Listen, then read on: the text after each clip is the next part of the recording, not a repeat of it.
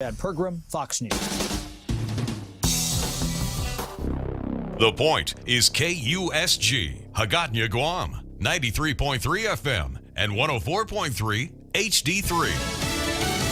President Biden and several U.S. allies sanction Russia. I'm Jack Callahan, Fox News, following the movement of Russian troops into the disputed regions in eastern Ukraine. A deadly serious game of brinksmanship has the whole of Europe on edge. This is the beginning of a Russian invasion of Ukraine. I'm going to begin to impose sanctions in response far beyond the steps we and our allies and partners implemented in 2014.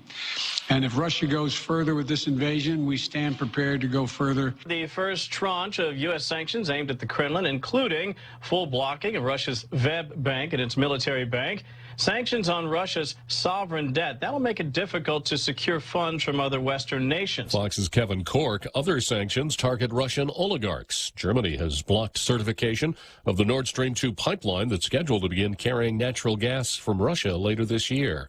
There is no indication that Russia is backing down as more troops move closer to the border. U.S. officials say all signs continue pointing to a potential full-scale invasion. U.S. officials tell me they're seeing more fuel shipments being delivered to frontline Russian forces, a concerning sign here on the ground in Ukraine. Fox's Lucas Tomlinson. Critical of the White House response, Arkansas Republican Senator Tom Cotton. Unfortunately, the administration spent the first 24 hours debating whether to even call this invasion an invasion, and the president took 80 minutes to come out for his own press conference, which doesn't exactly project confidence and certainty and resolution to people watching in Moscow. A sheriff's deputy has been shot and wounded during a traffic stop in Taylor County, Florida, in the state's Big Bend region, southeast of Tallahassee.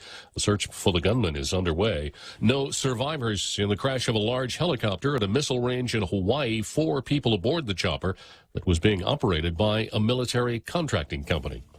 America is listening to Fox News. Come try Guam's original Chamorro restaurant with Pica's best 5 years running. Mezcla Chamorro Fusion Bistro. Experience Chef Peter's candied salmon over scallion coconut rice, octopus to naktak, Chamorro platter, and their award-winning gourmet hamburgers. Or if you're looking for something healthy, try their keto-friendly menu. Come and enjoy Mezcla's half-a-day service at their Hagåtña and Grand Plaza Tuman location. Call their Hagåtña location at 479-2652 for reservations. Everyone has a busy schedule these days, and sometimes we forget to schedule our routine dental checkup and cleaning. Don't neglect your dental health. Schedule one today with Dr. Robert Yang and his Smile Team, conveniently located at the East West Business Center on Marine Drive, Upper Tuman. Call us today at 647-8702 or 3. Again, that's 647-8702 or 647-8703. We make smiles happen. News.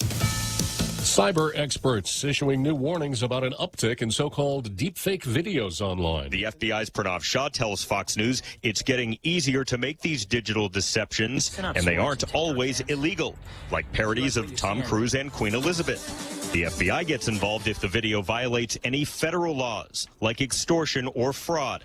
While the FBI won't specifically comment on deepfakes as part of a Russian invasion, other intelligence sources say they are on the lookout for altered videos of Putin, Ukrainian President Zelensky, even President Biden. Fox's David Spunt. Attorney General Merrick Garland praising a Georgia jury for convicting on federal hate crimes charges the 3 men who killed jogger Ahmaud Arbery. The case of Arbery's killing that a jury said was based on race was tough for Attorney General Garland to talk about. I cannot imagine the pain that a mother feels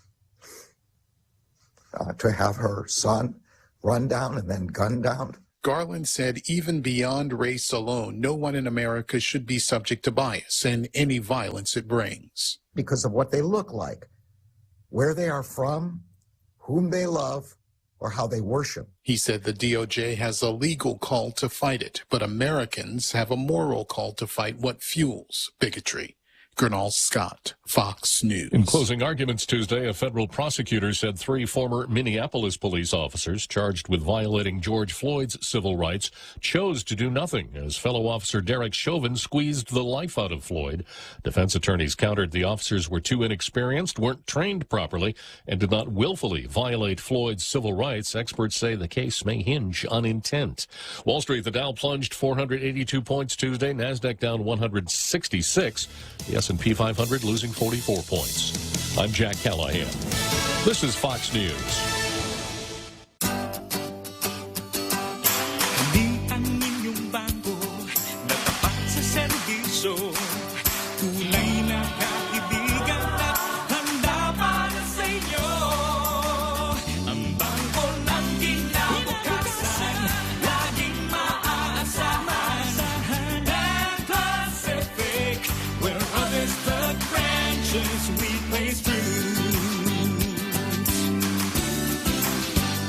Half a day. This is Claire Manglona from Security Title with an important warning. Wire fraud is real, and home buyers and sellers are one of the biggest targets, even on Guam. When sending money by wire transfer, be sure to confirm the wire instructions by phone, not email. In this case, it's good to be suspicious and know who you're dealing with. Let the professionals at Security Title work with you to minimize loss due to wire fraud. We are here to help. When's the last time you looked at your homeowner's insurance? An easily overlooked part of covering our home is what's inside of it. Over time, we buy things we don't want to lose, but don't update our contents coverage. The smart thing to do is get the answers and level up our insurance to make sure we're totally protected. That's the Insurance Extra Point. Get out there and make something good happen today by calling Guahan Insurance Services at 475-1162 or visit us at the Camacho Landmark Center in Tamuning. Guam Auto Spot has the best selection in Buick, GMC, Mitsubishi, and used cars like the 2021 Mitsubishi Mirage starting at $127 per paycheck, 0 down. Call 671-478-AUTO to take a test drive or get pre-approved online at GuamAutospot.com.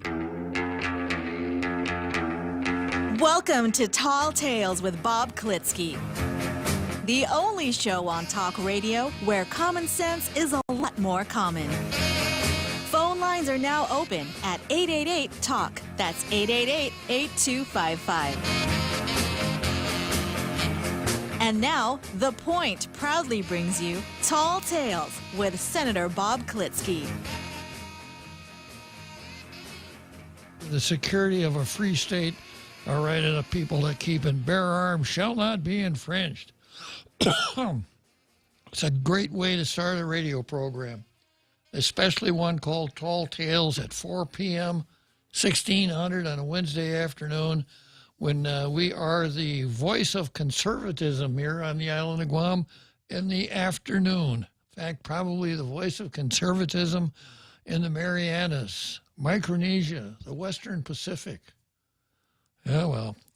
And in the administration at Adelup. And all the way down south to Adelup. Well, let's see what we got here at Zemi Yakutney.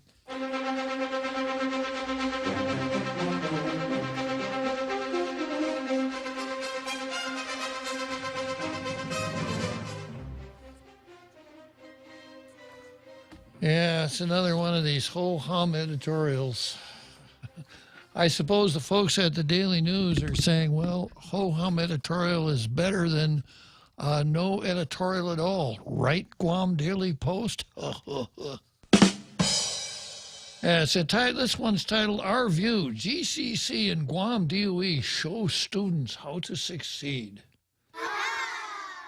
In an age in which students are constantly bombarded by the attention-decimating addictions of TikTok videos and the facades of glamorous, easygoing lifestyles of social media influencers, it's comforting to know the Guam Department of Education and Guam Community College are doing what they can to keep kids focused on educational options.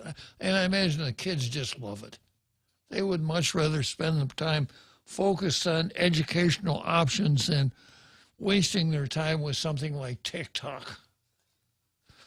Despite Wuhan virus pandemic difficulties, DOE and GCC continue their partnership to bring college fairs to public schools. On Monday, representatives from the college joined the Simon Sanchez High School College Fair Committee to present future graduates with the options available to get a jump start on their college paths. A jump start on their college paths. You want to make some metaphors there? The Sanchez High School students learned that they can get a head start on accumulating college credits through the dual credit articulated programs of study by scoring a B or higher in certain classes according to a CERT presentation by GCC's representatives. And for those who want to take their college goals a step further, representatives informed eager students of the Dual Enrollment Accelerated Learning Program, an opportunity to enroll in college courses and receive college credits. But beyond explaining enrollment requirements and credits, GCC representatives also encouraged the students to keep their future options open with scholarships, student aid, and work-study programs. The Wuhan virus pandemic has brought financial hardship to many through our community, putting things like a college education seemingly out of reach for many students and their families. But as GCC presented to Sanchez High students, a college education is still possible. The rigors of university life may not be for everyone, but with GCC, building a sustainable, fulfilling career is possible and affordable. So kids, if you're listening and you got time, if you want to go to college or you want to go to GCC, think about being a plumber. You're probably going to make a whole lot more money. You'll probably be more respected in the community. You'll definitely be called more. Yeah. Yeah, did you hear less disparaging names? Did you hear the one, Jose, about when the doctor, the medical doctor, called the plumber in the middle of the night, and the plumber's name was Jake, and the doctor says, "Jake, you got to help me." Well, "What's wrong, Doc?" "Well, I've got a toilet that just keeps running, and no matter how I fiddle with the handle or no matter what I can do, I can't make it stop running. I can't sleep. I'm nervous. It's just a terrible thing for me to bear up under. What should I do, Jake?"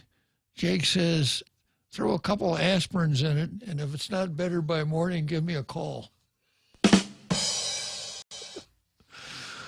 We commend GCC and DOE for encouraging students to plan for their futures through education, and we encourage the students to attend these valuable presentations. Though these academic programs have been in play for some time now, they're more important than ever. Their partnerships and presentations show students that everything is possible. Times are tough, but thanks to the valued guidance of GCC and DOE, our students still have options and opportunities to succeed. Yeah, how to fill up two and a half pages and not say a damn word. Not a word. Not a word. Yeah, what do you know now that you didn't know before you heard me read through this editorial? Yeah. Today's clinic was brought to you by the word platitudes. Exactly. Yeah. Now there's no post editorial today, but I do have something here called The Wrap, and it's online. This wrap features Tucker Carlson. If you don't know, I got a feeling that every one of our tailgaters knows Tucker Carlson, knows who he is. You know, I remember Tucker Carlson from his CNN Point. What was that? Point Counterpoint days? Really? When he wore the bow tie? Do you remember watching that? No, I've got to confess, I never watched a whole lot of CNN. It was actually a pretty good show, Yeah. but I haven't really watched his new program. Well, his ongoing program on Fox, and I watched a couple of days ago. Yeah. It's pretty good. Yeah, he's good at what he does. And this is an article that starts out by saying this. This is by Lindsay Ellefson. Surprise, Tucker Carlson draws the most Democratic viewers in key demo, even topping Rachel Maddow. There's an entire cottage industry within the media dedicated to disseminating Tucker Carlson's nightly Fox News musings to presumably liberal audiences who may not be tuning in to hear what the leading conservative voice is telling his large following. But recent data from Nielsen MRI Fusion suggests those nightly dispatches may not be necessary. In October, the most recent month for which data is available, the Nielsen MRI Fusion numbers reveal that in October, Fox News unsurprisingly got the majority of the audience of self-proclaimed Republicans, 69% of them. What's wrong with the other 31%? Overall tuning into total day programming, and 73% of them in the demo tuning into prime time programming. CNN and I always want to say PMSNBC, but it's actually just MSNBC. I think you were correct the first time. Probably. CNN and PMSNBC split the remaining conservatives with totals in the low double-digit percentages. Fox News also commanded the large number of independents in the Keys News demo during primetime and total day hours. 55% of those 25 to 54 watched the network in prime time compared to CNN's 23%. There's hope. 23% and MSNBC's 22%. During total day hours, 58% of independents in the demo watched Fox News. 18% chose MSNBC. That's interesting. And 25% selected CNN. More surprising are the stats about Carlson and Fox News poll with self-proclaimed Democrats.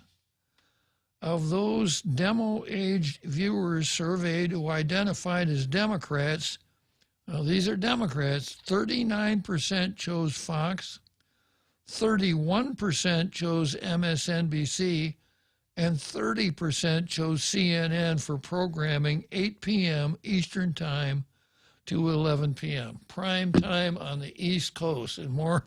That lineup is huge, too. It's good. It is. So more Democrats were watching Fox out in their stomping grounds, the East Coast, during prime time.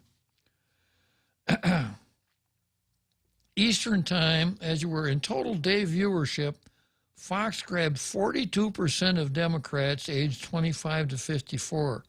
CNN nabbed 33%, and MSNBC got 25%.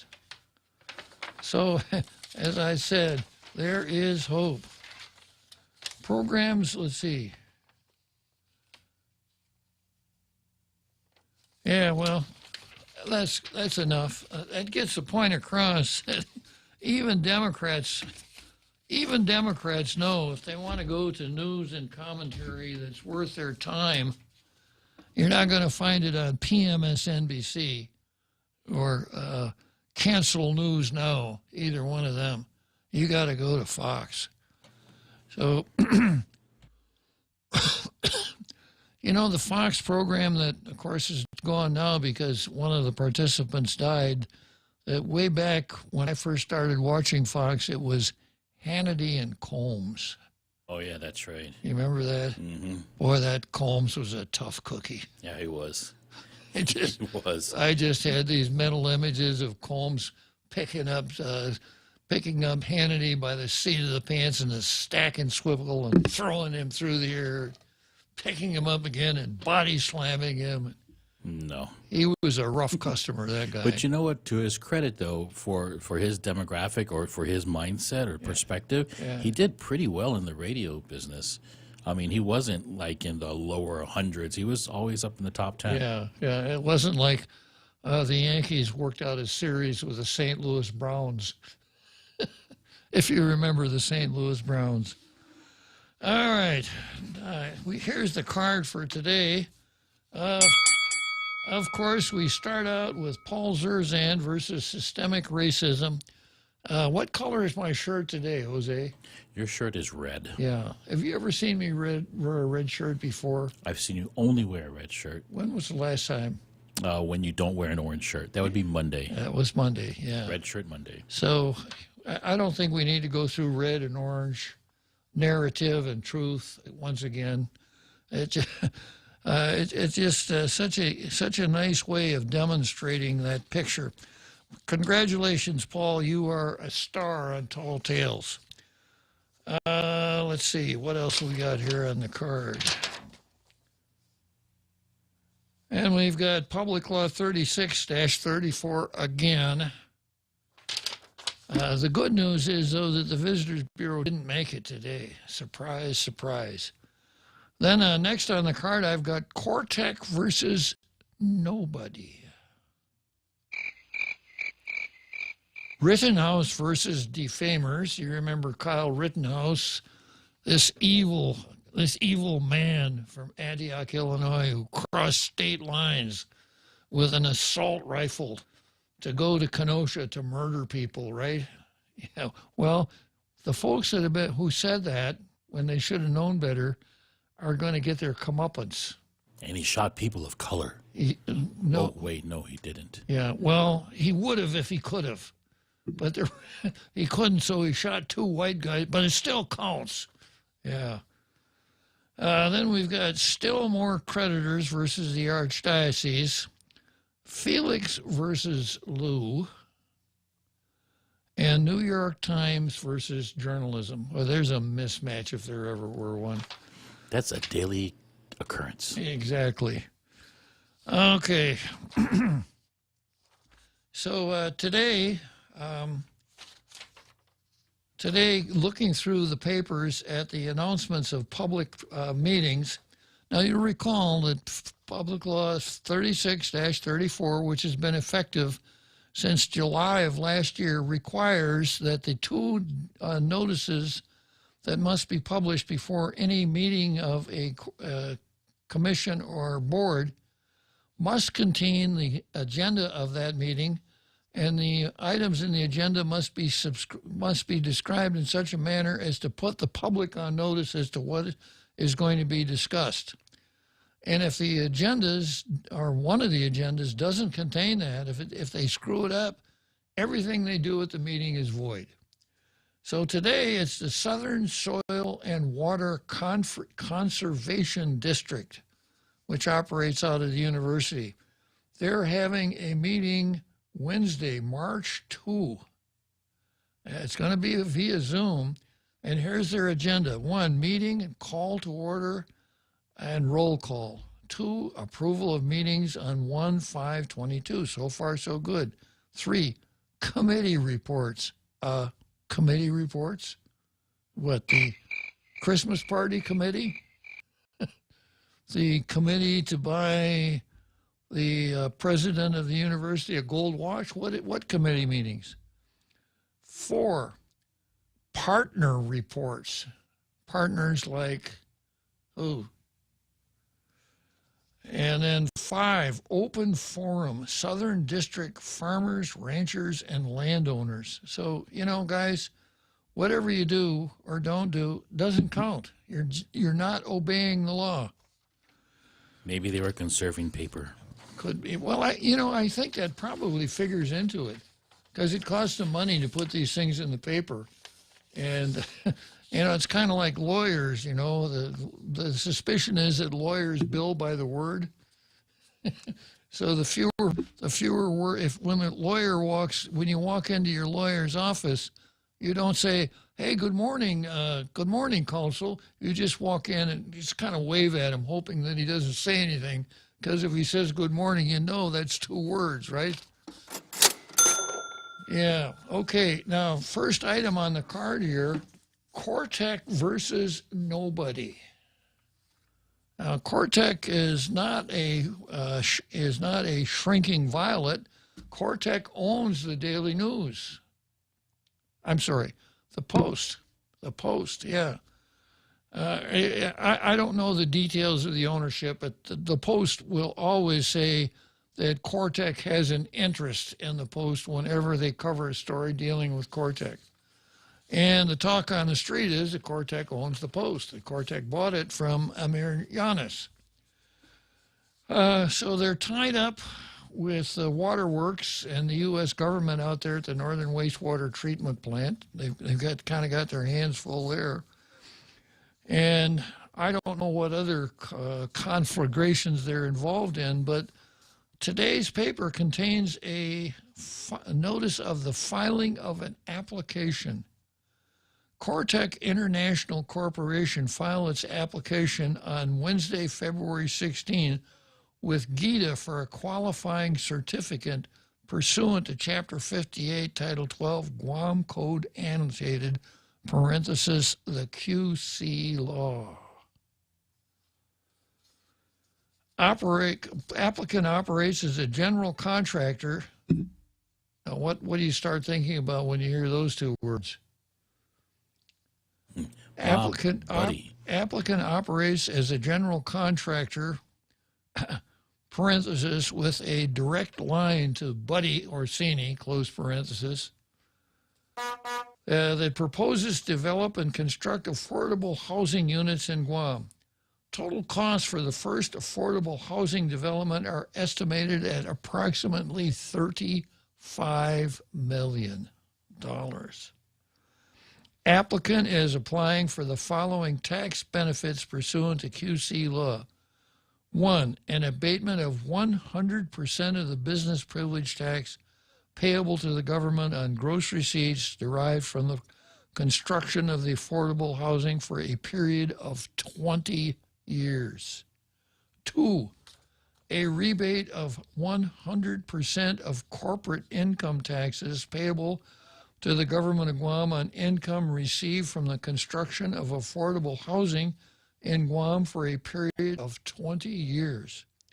3, an abatement of 100% of real property taxes payable to the government of Guam on real property used by the applicant for the construction of affordable housing in Guam for a period of 10 years. And the name of the shareholders of Cortec International Corporation are Cortec Trust. So here it is. They're applying for GITA certificates, gross receipts, corporate and real property. Huge dollars on a $35 million project. What's the takeaway from a QC again? What are the requirements to be able to apply for one? Well, there are actually no requirements to be able to apply. I mean, there are no thresholds, etc. Wow. Yeah. Okay. Now, the purpose of the QC law, as enacted in 1965, was to attract industry to the island. Cortec's already here. Exactly. And in 65, that was the idea. So most of the QCs went to hotels, the thinking being that hotels wouldn't locate here unless they got these tax breaks. Now, it's been a while since I gazed through the law on QCs, but I suspect the key here is affordable housing. So there must be some wrinkle in the statute that says, we'll give you a QC if you're going to build affordable housing. So if you remember what I was talking about yesterday, rent seeking, this is rent seeking writ large, right? Official high stakes rent seeking. So I kind of like the basic concept. I think it's abused an awful lot. We gave a QC to a GRMC after they'd already started construction.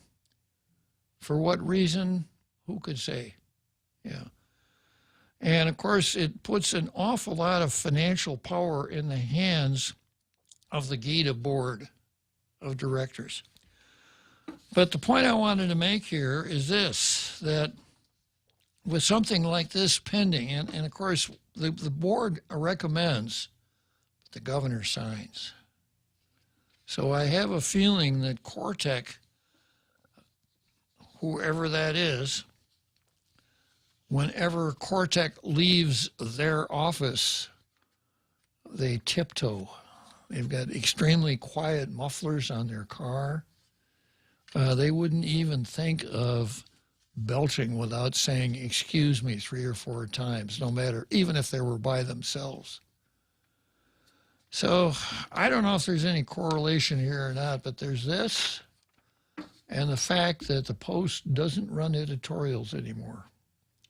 It's a coincidence, cause and effect. Who could say? I don't know. And I don't think I'm even going to speculate any farther than that. Okay, next on the calendar, we've got Rittenhouse versus defamers. Kyle Rittenhouse, 17. Let's take a short break and we'll come back to Kyle. The Extra Point with Jerry Roberts of Guam Training. Hi, I'm Jerry Roberts, and every day on The Ray Gibson Show, I get to comment on the incredibly diverse, fun, challenging, sometimes frustrating, often exciting, but always interesting world of work. I hope you'll be there with us. You can find daily transcripts of The Extra Point at guamtraining.com. Tune in every weekday morning at 7:20 for The Extra Point with Jerry Roberts, brought to you by Guahan Insurance Services and First Hawaiian Bank on 93.3 The Point.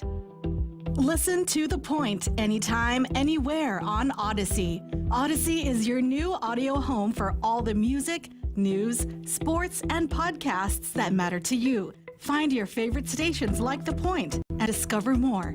Music stations, local and trusted news sources, sports talk and team coverage, plus today's biggest podcasts. Find it all on the Odyssey app. AUDACY. Do you have a car? Do you want to get rid of it? Yeah, yes. Yes, there are people. Absolutely. How did you know? Here's the deal. Take your used car to the guys over at Nissan Guam, and they're going to take a look at it. And if they love it, and they probably will because you take care of things, you could get all kinds of money on this, cash for your car. Used car values are higher than ever before. They'll take all makes and models. Doesn't need to be a Nissan or an Infiniti. They'll give you a super fast appraisal, and you say, shoot, sign the papers. Now, you can use that as down payment on a brand new Nissan if you like, or maybe you need a used car. Maybe you're sitting around going, well, I guess somebody's going to come in, they're moving to Guam and whatever, and they're going to need a ride. So let's go to Nissan Guam and check out the great sale they've got. The Nissan Ninja sale is going on. So all those used cars that people are taking in, well, they refurb them, change out the oil and the belts and all of the things that need to get taken care of, and turn them practically into brand new automobiles and give you some incredible savings, up to $14,000 on the used car inventory. Go and take a look at it. NissanGuam.com. And now, back to Tall Tales with Bob Klitzkie, the one radio show politicians don't want you to listen to. Call now, 888-TALK. That's 888-8255. The next item on the card, Rittenhouse versus defamers. I'm taking this from something written up by Julio Rosas in Town Hall, which I refer to quite frequently. Now, you'll remember Kyle Rittenhouse is a 17-year-old kid from Antioch, Illinois, a little town just about on the Illinois state line on Highway 1, Illinois 173, if you're familiar with that area. And Kyle worked in Kenosha as a lifeguard at a swimming pool. And one night after work, a friend of his said, Kyle, can you help us out? We want to protect our property. Kyle said he would. He had an AR-15 type rifle stowed at a friend's of his. He was only 17, so under Wisconsin law, he couldn't buy the firearm, but he could carry it. So his friend had the rifle. Kyle went downtown with the rifle and a first aid kit and some other things, and because he was there, four people actually tried to hurt him or kill him. And Kyle, in self-defense, shot at 3 of them, killed 2 of them, and wounded 1 of them. The other one got away. So Kyle was tried for, what was it? I think murder 2, what we would ordinarily, it wasn't murder 1. And the left had him not only not only hung him, they had him drawn and quartered, boiled in oil, and stretched out on the rack before the trial even started. And people said some really outrageous things, like he crossed state lines with a weapon that was illegal that he couldn't carry, and went to Kenosha just to murder people. People said that. Now, a little lesson on the law of libel, if we could have the Law and Order notebook here. In libel per se, if you put something in writing, libel is written, slander is oral, right? And in that writing, you disparage a person in his profession or employment. For instance, you say, Dr. Quack, is the worst surgeon on earth. Don't go in there if you need an amputation because he'll cut off the wrong leg. Now, if that's not true, that's libel. Accusing someone of having the loathsome disease. I won't tell you what the loathsome disease is, but it starts with an S. It's not liberalism. Doesn't start with an S. Yeah. We Which got to alphabet work are on you that. using? Yeah, we got to work on that. 3, if you accuse a woman of being unchaste, and this doesn't mean people running after her. It's CHASTE, right? Yes, sir. That definition has sort of been overcome by events. Or 4th, if you accuse a person of committing a crime. Oh. Libel per se. Now, when it comes to defense, truth is a complete defense to libel. So if you accuse somebody of being a killer, a murderer, and he is, no harm, no foul. But if he ain't, you got a spot of bother. So there's the foundation for this article. Kyle Rittenhouse told Tucker Carlson, this is Tucker Carlson Day on Tall Tales. He probably mentions Tall Tales a lot on his show, too. If he doesn't, he really should. It would be good for his career. I believe so. Yeah. Kyle Rittenhouse told Tucker Carlson on Monday he plans on suing people in the media, and he will use a new organization he created to do so, and will provide legal help to others who find themselves in a similar situation relating to defamation. Rittenhouse was falsely accused of being a white supremacist and murdering 2 people during the 2020 BLM riots in Kenosha, Wisconsin. Well, it's half right. The guy's white. What more do you want? Obviously, he's a white supremacist. Even after the trial where he was found not guilty and evidence clearly showed he was attacked first in each case, he fired his AR-15, some within the media still claimed he's a murderer. Now, there you go. Some still falsely claimed Rittenhouse brought the AR-15 over state lines and was dropped off by his mother. And we know that wasn't true. Quote from Rittenhouse, "Me and my team have decided to launch the Media Accountability Project as a tool to help fundraise and hold the media accountable for the lies they said and deal with them in court," Rittenhouse said. Let's give Kyle Rittenhouse a round of applause, Jose. It's obviously the media is not going to hold itself accountable. Quote, "I have to ask a dumb question," Carlson asked. "Why isn't there a group like this that exists already? The media are participants in the news. Why hasn't someone done this before?" Kyle says, "That's a good question, Tucker. I'm not sure, to be honest, but I don't want to see anybody else have to deal with what I went through. So I want to hold them accountable for what they did to me because I don't want to see anybody have to go through what I had to," Rittenhouse replied. Carlson then asked if Rittenhouse and his team have anyone in mind for who they are going to sue. Quote from Rittenhouse, "Right now we're looking at quite a few politicians, celebrities, and athletes. Surprise, surprise, Whoopi Goldberg is on the list." Who's Whoopi Goldberg? Who is Whoopi Goldberg? Oh, Karen. Yeah. I forgot her last name. Karen Johnson. Karen Johnson. Also, she's probably going to start calling herself Karen Johnson from now on. Yeah, I think that, right here in Tall Tales, I've got my own microphone. I think they're working out a special microphone for Whoopi Goldberg on her program, The View.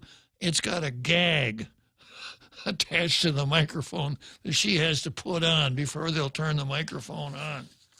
Yeah. I wonder where she buys her shoes. She must have to get special kinds of shoes because she spends so much time with her foot in her mouth. Let's see here. She called me a murderer after I was acquitted by a jury of my peers. Well, what the hell? She's on TV. She went on to say that, and there's others. Don't forget about Sink Ur from the Young Turks. They continue to call me a murderer. That show is toxic. You know, talking about View is toxic, the Young Turks is toxic. Yeah. Rittenhouse assured Carlson everyone who smeared him before and after the trial will be held accountable. Well, that leaves one question hanging in my mind. What about the big guy? Exactly. Yeah. Now, if you don't know who the big guy is, you got to go back to Hunter Biden's laptop and some of the stuff that was taken off Hunter Biden's laptop, where Hunter Biden was talking about some of the economic rent he was extracting from various countries, primarily because he was son of the vice president. And he told one of his cohorts, well, yeah, there's this much for you and that much for me and 10% for the big guy. The big guy being none other than Joe Biden. And Joe Biden accused Rittenhouse at least of being a white supremacist. How would that work? Because specifically it was a video, a campaign video that talked about the rise of white supremacy, and they showed a number of pictures, from Hitler to people in hoods, and then Kyle Rittenhouse. Would that be slander or? That'd be slander. Okay. Yeah. Mm-hmm. And there's another tort that lives in the same house as slander. It's called false light. And this sounds like a pretty good case of false light. Which one of these people would you vote for governor? Hitler, Mussolini, Stalin, Joe Biden, right? Stalin. Oh, maybe Joe Biden. Yeah. All three before Biden because they're all dead already. Yeah. Well. Never mind. You got it right. All four. Yeah. All four of them. Okay, so much for Kyle Rittenhouse. Good job, Kyle Rittenhouse. And I will never forget that CNN Cryon, mostly peaceful demonstration in Kenosha. The reporter standing there with his microphone saying the same thing with a burning building in the background. Now, there was an interesting case that happened just a couple days ago with Sarah Palin, and she sued, I think, the New York Times. She did, yeah. And the jury didn't find the New York Times liable. Right. What is a threshold for people who are already in the public eye and suing for libel or slander?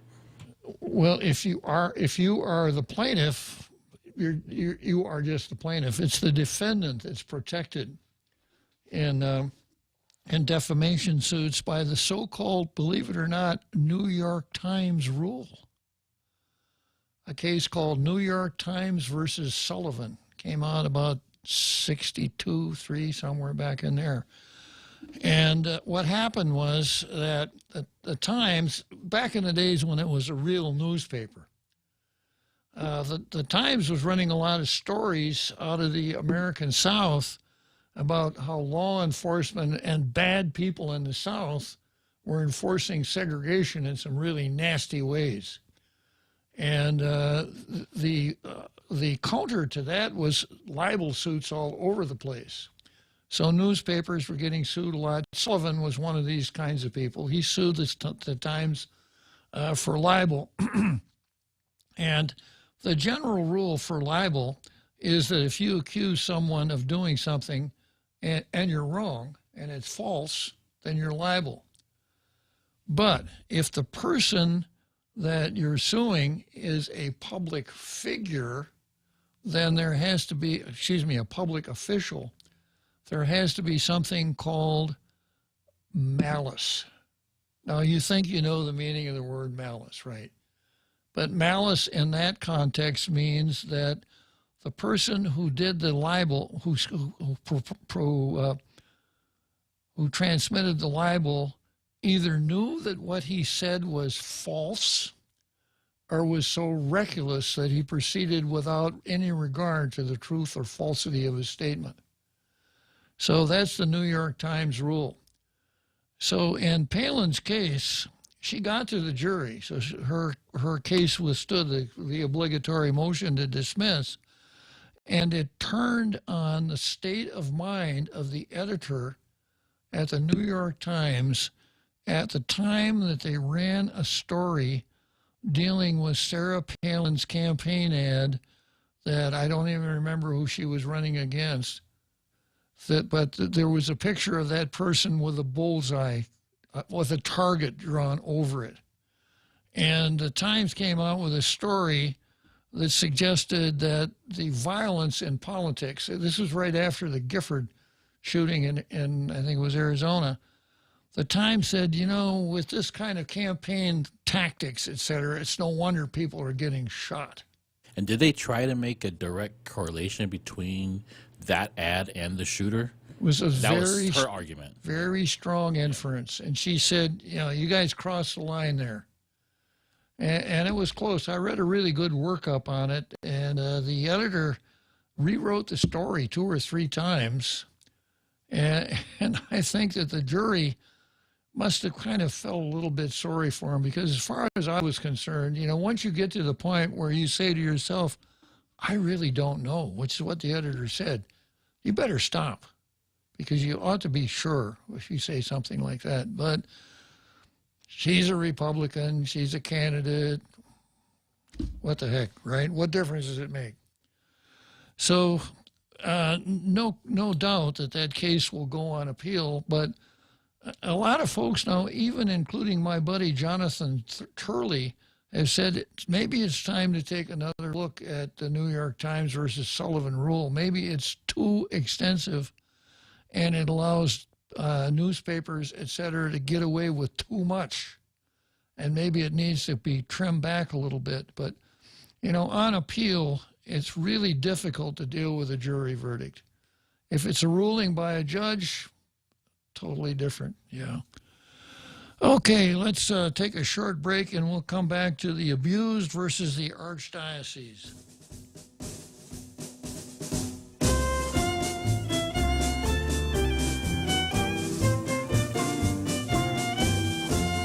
Come try Guam's original Chamorro restaurant with Pica's best 5 years running. Mezcla Chamorro Fusion Bistro. Experience Chef Peter's candied salmon over scallion coconut rice, octopus to naktak, Chamorro platter, and their award-winning gourmet hamburgers. Or if you're looking for something healthy, try their keto-friendly menu. Come and enjoy Mezcla's half-a-day service at their Hagåtña and Grand Plaza Tuman location. Call their Hagåtña location at 479-2652 for reservations. Half a day. I'm the owner of Guam's largest tourist attraction group. The pandemic's been very tough for all of us, and particularly for my team members. So I'm really appreciative and grateful for the PUA assistance to our team members, and more recently, the SVOG federal grant that allowed us to reopen these facilities and re-employ everyone at a critical time when PUA ended. From myself and my team, on behalf of all of us, thank you for the federal funds that allowed us to reopen. The federal fund you provide saved many, many jobs. Thank you.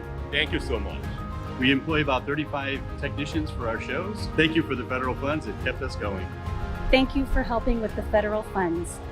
Thank you for the federal funds. Thank you for helping to save our jobs. Thank you for the federal funds. This ad was paid for with official funds from the office of Congressman Michael F.Q. San Nicolas.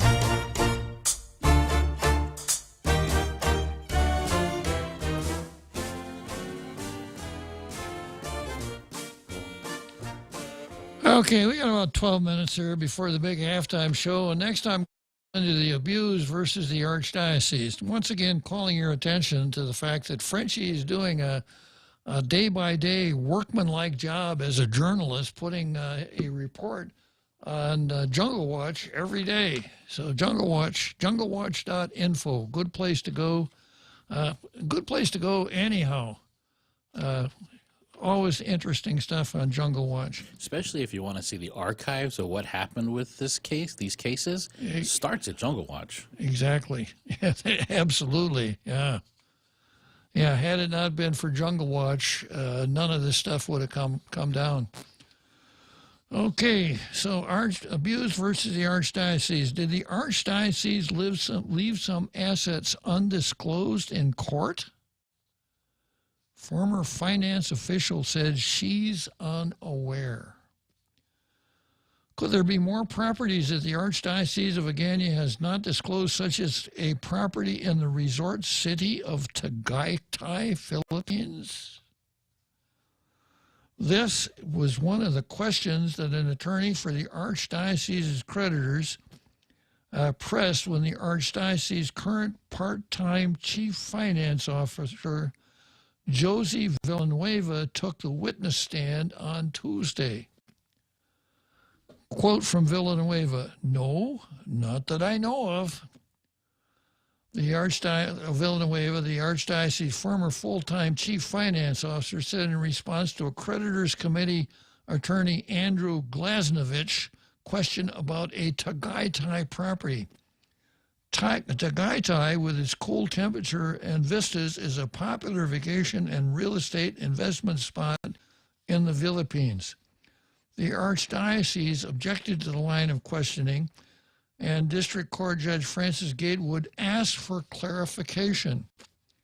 Glasnovich said the Archdiocese did not initially disclose 2 of its condominium units in the Philippines, so that these new questions were to see if there are other undisclosed properties that should be included in the lawsuit. The Archdiocese eventually listed the 2 condo units as among its assets. I got to stop here. The church, I think we all know what the church's mission is. And we all know what the church needs to accomplish its mission. It needs churches. It needs schools, etc. Why would it need 2 condos in Tagaytay? Well, we probably know the answer to that.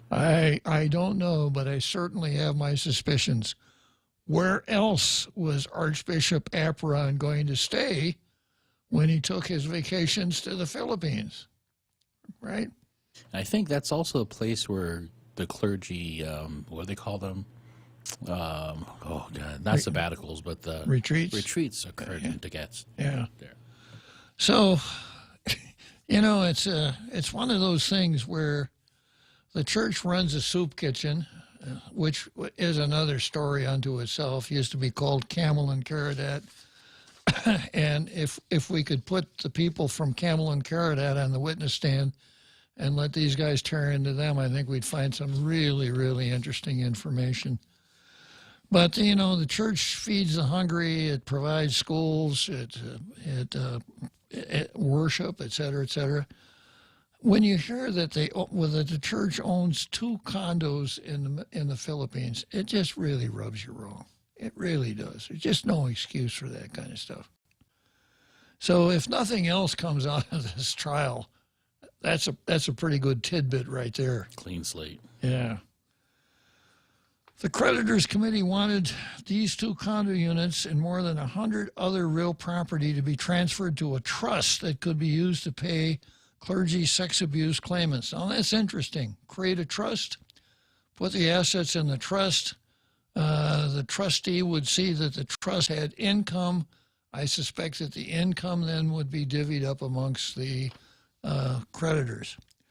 It was day 3 of the trial that would determine whether the assets of Catholic schools and parishes should be included as part of the Archdiocese bankruptcy estate that could help pay more than 290 survivors of clergy sexual assault. I wonder if any of those occurred in the condos in the Philippines. These Probably are really far off. Yeah, the archdiocese contends that the archbishop only holds parish and school assets in trust. Not correct. Only holds them as trustee. Villanueva, now the full-time chief finance officer with the Guam Visitors Bureau, also answered questions about the extent of the archdiocese or archbishop's authority over the finances of schools and parishes, and how the archdiocese helped these schools and parishes improve their financial reporting. Former archdiocese chief finance officer Dominic Kim, now they put his age in there, 83. It didn't tell you how old Josie was. Yeah. I guess if a person's 83, that's newsworthy, huh? Yeah. The first witness called on Tuesday was asked questions about whose decision it was to close St. Thomas Aquinas Catholic School. And that was about, what, 10 years ago, Jose? Oh, gosh, I can't remember. I think maybe less than 10 years. Okay. Yeah. Kim said it was discussed during meetings of the Diocesan Finance Council, which recommended the school's closure to the Archbishop. The Archbishop then heeded the closure recommendation. Archdiocese Attorney Jerry Diaz asked Kim a series of questions about Kim's role and efforts in building the St. Andrew Kim Catholic Church with the help of church members and donors. In all, he said more than $1.6 million was raised to buy a property and build a church. It was through a combination of pledges, donations from businesses, and donations from a diocese in Busan, Korea, he said.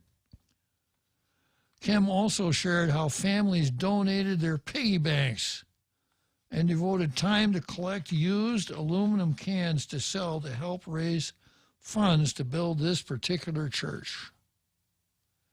Academy of Our Lady of Guam President Sister Mary Angela Paris, the last one to take the witness stand Tuesday, answered questions about the handling of its finances. At one point during Tuesday's trial, there were more than 50 who watched it via Zoom. Among them were survivors of clergy sexual assault. Technical glitches delayed the 8 p.m. start of Tuesday's trial by over an hour and interrupted the proceedings a few times. If we could just outlaw this whole Zoom thing, it would not bother me a bit. I'm afraid that'll be one of the real downsides out of this whole Wuhan virus thing. Well, can't we just do it on Zoom? Do we have to get together and meet in person? I much prefer Zoom. I don't have to change out of my pajamas, and you don't even have to wear pants. Yeah. That's Tubin. Yeah, Jeff Tubin added a new dimension to Zoom meetings, didn't he? All right, so that's abuse versus the Archdiocese. Let's see, I got about, 2 minutes till the halftime show, Jose? After the halftime show, I'm going to get into Felix versus Lou, but I don't want to start it until after the big halftime show. So let me just cruise around Facebook and see who's there. I got Elizabeth Mendiola was first today. Congratulations, Elizabeth. Ismail Velez says it is only when someone intentionally misleads others to believe that a given state of affair is true when it's actually false that an ethical wrong has been committed. So is it an invasion or a contract? She's talking about Ukraine? Talking about Russia and Ukraine, I guess, yeah. It's very interesting. Johnny Rosario says, half a day judges. I suspect this is the Johnny Rosario from... it is indeed. Yeah, from a really good source, Candid News. And let's see, we've got Jose Martinez. And Troy Torres is here, so both Troy and Johnny are here.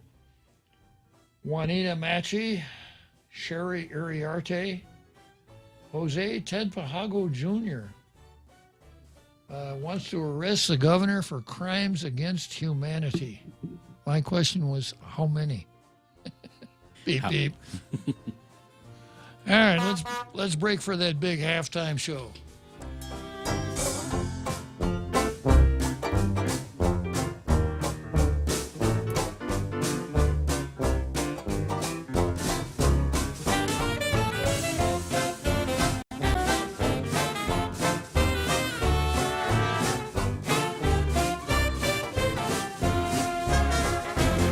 The Point is KUSG, Hagåtña, Guam, 93.3 FM and 104.3 HD3.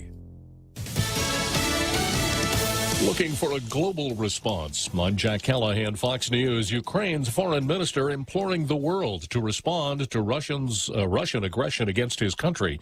Dmitry Kuleba meeting with President Biden and Secretary of State Blinken. The world must respond with all its economic might to punish Russia for the crimes it has already committed. President Biden announcing sanctions against Russia. The president's plan to stop Putin in his tracks, financial punishment on Russian banks and oligarchs. Republican critics are not impressed. And the impact of a Russian invasion will be felt far from the front lines. The U.S. homeland may be most vulnerable to rising energy costs. I want to limit the pain the American people are feeling at the gas pump.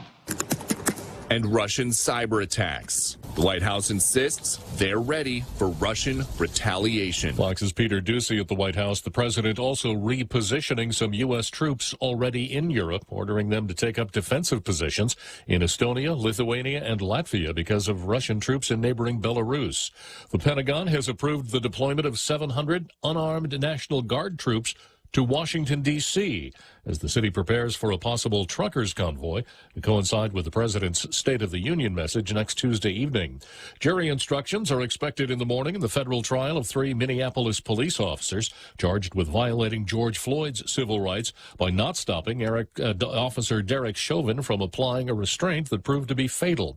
A military contractor's helicopter has crashed at a missile range in Hawaii, killing all 4 aboard. Singer Elton John shaken during a mid-air emergency aboard his private jet on a flight from Britain to the U.S. The plane lost hydraulic power at 10,000 feet over Ireland. Turning around into a storm, the plane made an emergency landing in Britain on the 3rd try. America is listening to Fox News.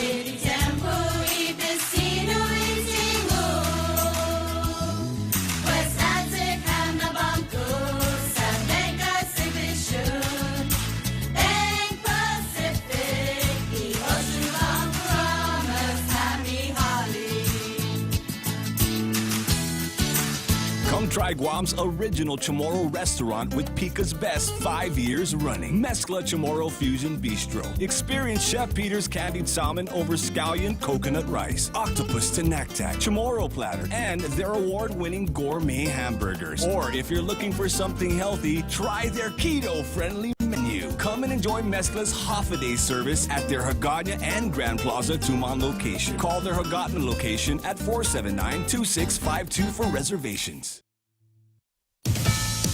A California prison inmate admits to running $1 million unemployment fraud scheme from behind bars. Darrell Richmond pleaded guilty to counts of conspiracy and ID theft in an employment insurance scam worth about $25 million in claims. Richmond, an inmate at Kern Valley State Prison in Delano, and several accomplices in and out of prison used people's identities unknowingly to submit jobless claims in California. Prosecutors say he accounted for more than $1 million in claims. Richmond is scheduled to be sentenced in September. He could face more than 20 additional years in prison. 7 other people have charges pending in this case. Gernal Scott, Fox News. The U.S. Supreme Court has agreed to hear the case of a Colorado web designer who claims her religious beliefs prevent her from offering wedding website designs to gay couples, but Colorado state law calls that discrimination. Buckingham Palace says Queen Elizabeth still has mild COVID symptoms and has canceled her upcoming engagements. 95-year-old monarch has been vaccinated and boosted. The palace says she'll continue with light duties for the next week. The country's third largest newspaper being criticized for a crossword puzzle clue. The New York Times taking heat for taking a shot at capitalism in its daily crossword puzzle. In Tuesday's edition, the clue for column 49 down was vice encouraged by capitalism. Greed was the answer, and critics quickly pounced, calling out the paper for suggesting that capitalism enables greed. One Twitter user jokingly wrote, "Fun fact, in socialist and subsistence economies, no one is ever greedy for anything." Another tweeter accused the paper of hypocrisy, writing, "New York Times charges for their crossword puzzle. Isn't that an example of capitalist greed?" One user didn't understand what all the fuss was about, noting it's just a crossword puzzle. Steve Rappaport, Fox News. And I'm Jack Callahan. This is Fox News. When's the last time you looked at your homeowner's insurance? An easily overlooked part of covering our home is what's inside of it. Over time, we buy things we don't want to lose, but don't update our contents coverage. The smart thing to do is get the answers and level up our insurance to make sure we're totally protected. That's the Insurance Extra Point. Get out there and make something good happen today by calling Guahan Insurance Services at 475-1162 or visit us at the Camacho Landmark Center in Tamuning. Happy day. This is Clara Manglona from Security Title with an important warning. Wire fraud is real, and home buyers and sellers are one of the biggest targets, even on Guam. When sending money by wire transfer, be sure to confirm the wire instructions by phone, not email. In this case, it's good to be suspicious and know who you're dealing with. Let the professionals at Security Title work with you to minimize loss due to wire fraud. We are here to help. Subway keeps the Eat Fresh Refresh subs rolling in with the fresh take on timeless classics. Try the honey mustard rotisserie style chicken. It's the new Subway rotisserie style chicken with a flavor upgrade, mizzled with honey mustard on hearty multigrain bread and topped with fresh hand-sliced veggies. Craving some heat? The Baja Turkey Avocado hits all the hot notes. Oven roasted turkey stacked high on hearty multigrain smeared with smashed avocado and drizzled with the pecan chipotle sauce. Tuck into new subs to savor at Subway. Eat fresh. Guam Auto Spot has the best selection in Buick, GMC, Mitsubishi, and used cars like the 2021 Mitsubishi Mirage starting at $127 per paycheck. Zero down. Call 671-478-AUTO to take a test drive or get pre-approved online at guamautospot.com.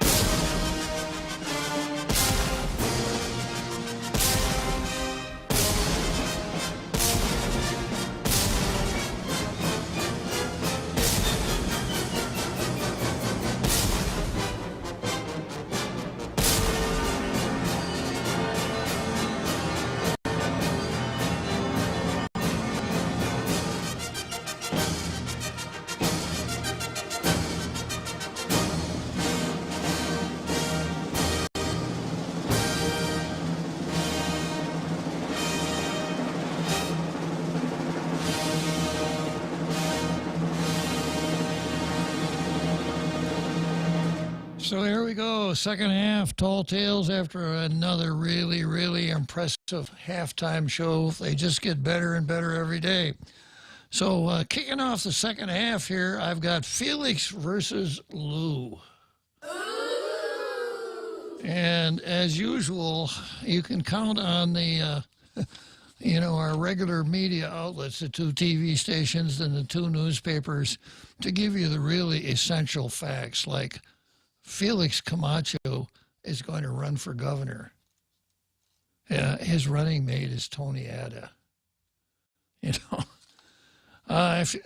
as usual, if you really want to know what's going on, go to Candid. Once again, Troy does an excellent job of laying this out for us.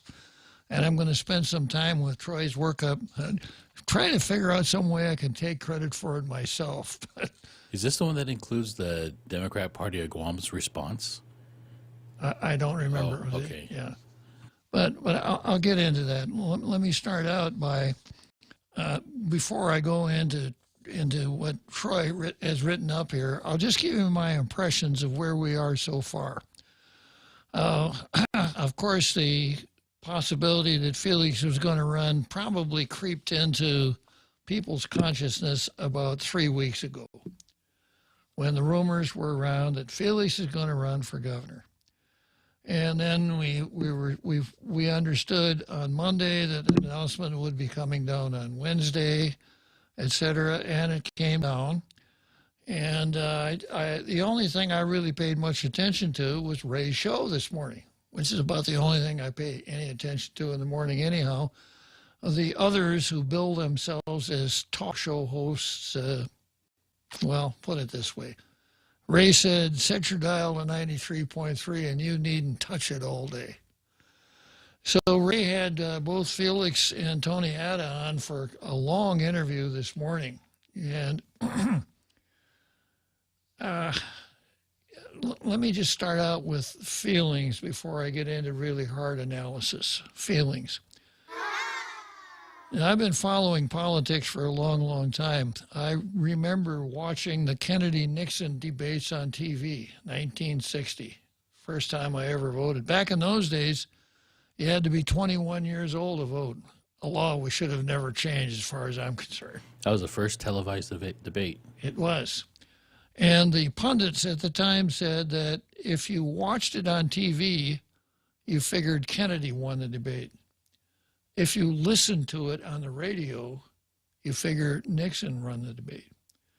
Now, of course, when you say Nixon, this is the immediate response you get, oh, Watergate. You know, as though Nixon were born, on a Tuesday morning, Watergate happened on Wednesday, and then after that he died, and there was nothing else to say about Richard Nixon except Watergate, right?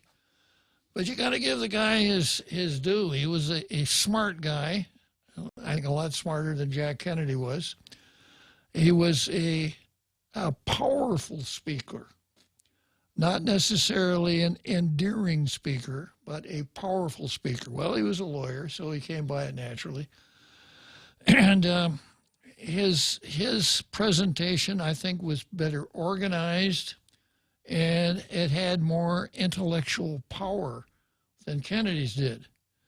But, of course, Kennedy was a whole lot better looking than Nixon, right? I also heard that Kennedy wore makeup during his speech or during the debate, while Nixon just wore himself. Yeah, and then there was also the fact that Nixon is one of these guys that tends to perspire rather easily.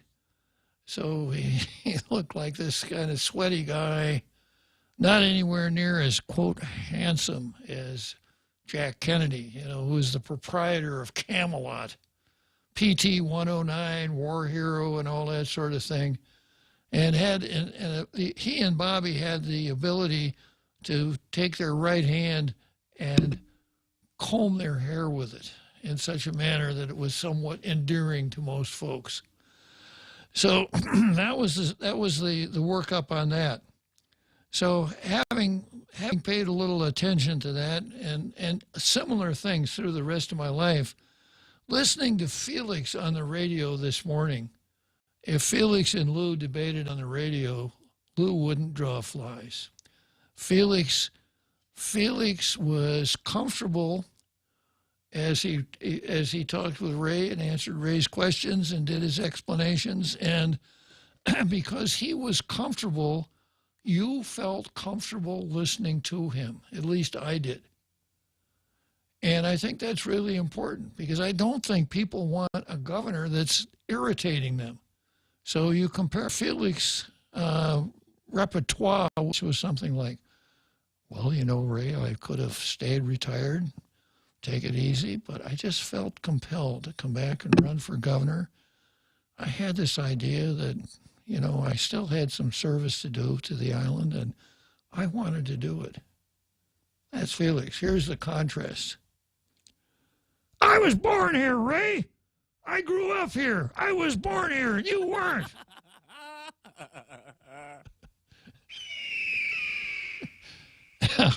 Now, if that's all you knew about the candidates, who are you going to vote for? Right. Yeah. So now, of course, I have to, full disclosure here, the more people advertise on the radio, the better it is for me, especially if they advertise on KUSG 93.3. We'll give you special. No.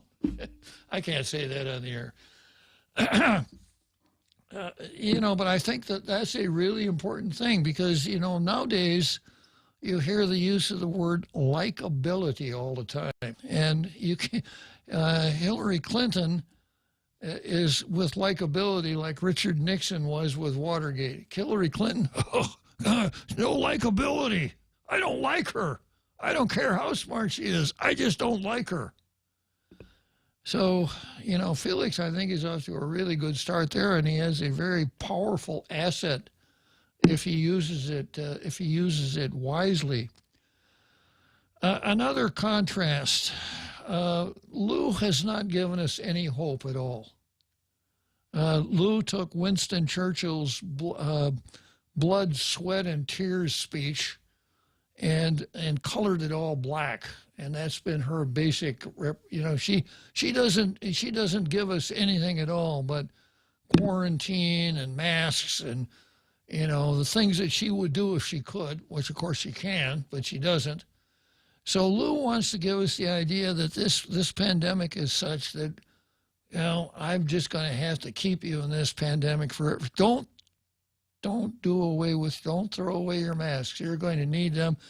Make sure that your children have durable masks, ones that will last them into adulthood, she said. Beep, beep. Yeah. So, initial impressions. Felix is off to a very good start. Okay. So Felix comes out sounding like, the friendly guy that you might see when you're out mowing your lawn, and he comes by and says, "Hey, Bob, how are you doing? Nice to see you." Where Lou comes walking by and says, "Do you have a license for that lawnmower?" So he comes on, he gets off to a really good start. And what is the Democrat response and the Lou responsible, right? Yeah, he was governor, but so what? And in a heartbeat, Felix says, "Well, thanks a lot, Ray, for giving me the opportunity to talk to your audience, etc. See you later." 2 minutes later, the Democrats are back out there slamming Felix. Now, as a political tactician, I hope she keeps on with this kind of an approach. Absolutely. Because it's the wrong approach, Don't say that. It's the right approach, Lou. So Bob doesn't know what he's talking about. All she did was call attention to Felix's candidacy, what Felix said, and arouse your. Gosh, if she's speaking that strongly about it, there must be something. If she is that worked up about it, or if they are that worked up about it, there must be something there. I gotta find out, right? If they knew what they were doing, and I probably shouldn't stop telling them after this, they'd have just let it go. Don't give it any more attention than what it was able to command on its own. But they made it into they put it right up on the top of the front page. Nice going, Lou. But you kind of cut your teeth on Ray Tenorio, didn't you? I really, really appreciated Governor Camacho's response to that today. Mm-hmm. I heard that tidbit where he said, I was a governor. I had 2 terms, but this election is a referendum on the current administration. Exactly. Yeah, we're not talking about re-electing Felix Camacho. We're talking about Lou Leon Guerrero. And I've said this before, and I will probably say it right down to Election Day. Whatever possibility that there would have been that I would have been a Lou Leon Guerrero fan was completely blown apart when she put her checkpoints out on Marine Corps Drive. Anyone who's capable of that has no business being the governor of Guam, being the governor of anything, even being the assistant dog catcher in Malolo. It was just so bad. And she's doubled down on that, on a lot of other things. So this exasperated health emergency that we're still in. Exactly. That pretty much thumbs her nose in the face of what our government is supposed to be about, a balance of the three branches of government. Exactly, yeah. And the second thing she did that really rang my bell, her first emergency executive order, she takes the workability out of the open government law. Now, if you want to get under my skin, start screwing around with the open government law and the sunshine law, because those are the two things that folks like us have that we can use to defend ourselves against those who think that being the governor means, oh boy, I can let my inner tyrant out now. So I think Felix is off to a really good start. A really good signal here is a picture of Felix, Tony Atta, and Eddie Calvo. That was big. That is big. Big for the Republicans, big for the barbers. I was going to say, as big as his hair. Yeah, Mr. Governor Big, Calvo. Mr. Big Hair, yeah. So that's really good. Now, there are some problems here that I see already. And first thing I got to talk about is Felix's choice of a running mate. Tony. Tony was one of the original card-carrying members of the Wampat 10. Every attempt to roll back the smash and grab salary increase to $85,000, Tony fought tooth and nail. Tony was one of the 7 rascals that got turned out because of the salary smash and grab. Then he runs with Ray Tenorio, which, once again, we're back to the St. Louis Browns. He runs with Ray Tenorio, and he doubles down on it. Yeah, I was for that salary increase. We got to pay our, he didn't have enough sense to back away from it. Now, we have had one other public figure who was in on was part of the original Wampat 10 that saw the error in his ways and fessed up and has repented. And unless Tony does that, I think he's going to be a real weakness for Governor Camacho's campaign. It's not the kind of activity that reflects well on Felix. Not the kind of image that he wants to project as a guy who's going to come in, take us back to normality, and end the corruption. I don't think. Let's see. Does Felix have a son-in-law that's a lawyer? I don't think so. That's a plus. Mm-hmm. That's a real plus for him, right? Yeah. Okay, so now I want to spend some time on Troy's workup, which is excellent. It gets into some of the historical aspects, etc. And this is how Troy starts it out. Former Governor Felix Camacho and Senator Tony Atta announced today they're running for governor and lieutenant governor, respectively. The announcement occurred at the Republican Party headquarters at the Orleans Pacific Plaza, with former Governor Eddie Baza Calvo sitting right next to Mr. Camacho, and Mr. Camacho himself introduced the duo. Now, if you know anything about Guam politics, you know that Calvo Camacho saying, you remember Calvo Camacho? That's sort of like being in Kentucky and West Virginia and saying, the Hatfields and the McCoys? It's a pretty good parallel. So Felix, Eddie sitting on the same table with Felix and introducing him and obviously blessing his campaign is a huge signal. And here's a quote from Eddie Calvo. What I saw in him was passion, Calvo said about his gubernatorial predecessor. And even more than that, I saw compassion for the people of Guam. And that is sorely needed today. Through the years, people have asked Felix, will you consider running again? Camacho said in his introductory speech, there comes a time and a season for such a time as this that you've got to make a call and decision. I'm leaving the safety and joy of retirement for such a time as this. I believe to help restore, help, and revive our people for their welfare and best interest. I cannot stand on the sidelines and watch as the people suffer. Businesses shut down and employees laid off. Now, you got to blame that. You just blame that on the virus, right? No, you blame it on Governor Leon Guerrero. I see the freedoms being touched by big government. I see this as a new season of freedom and prosperity. Fear has been used by government to control our lives. It has been used to have us all cooperate with these mandates. Camacho was largely critical of Governor Leon Guerrero, saying her pandemic policies have led Guam down the wrong path. And we have a number of controls in the states, in the U.S. Yeah. This has resulted in a lot of social ills on our island, Camacho said. Camacho spoke of the homeless, whom he and a group of others feed on Wednesdays.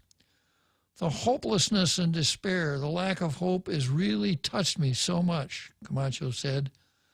I ask that you entrust me once again in such a time as this, that in this season of hope and restoration that freedom will be restored.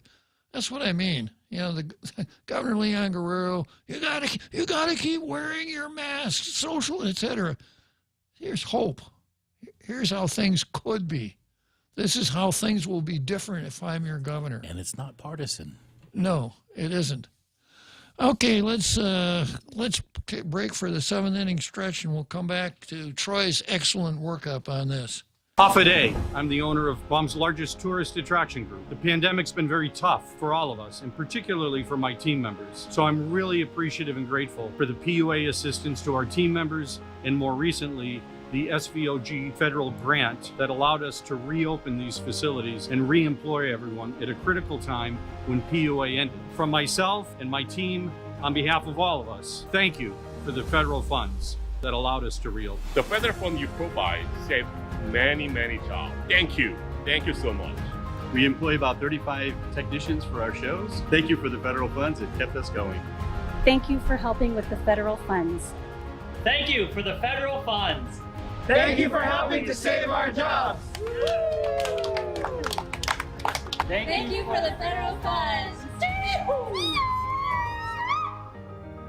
This ad was paid for with official funds from the office of Congressman Michael F.Q. San Nicolas. Do you have a car? Do you want to get rid of it?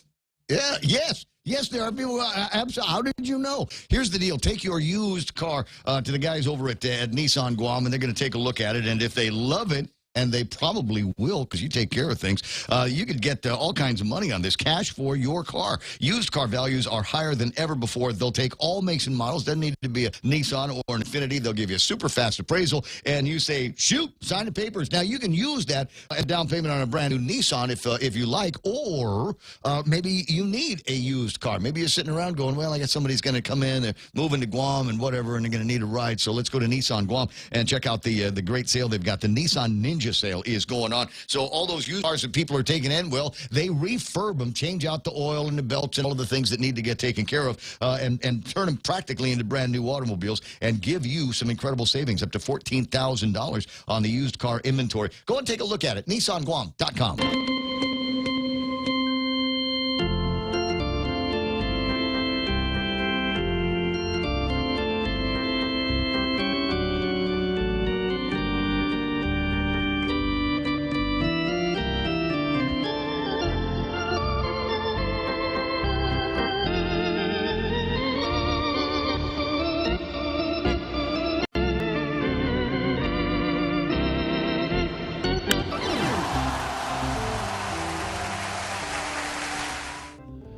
Here we go. Second, as you were, seventh inning stretch here at Wrigley Field in Chicago.